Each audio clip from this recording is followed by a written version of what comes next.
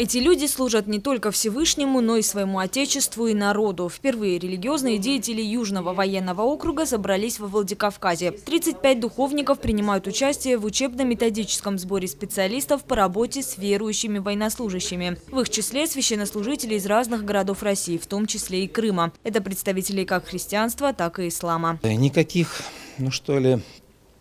треволнений или какого-то неприязни по отношению одной религии к другой практически нет. Священнослужители Русской Православной Церкви с большим вниманием и добротой относятся к военнослужащим, которые исповедуют ислам или другие традиционные для России религии. Помогают им встретиться со своими духовными наставниками.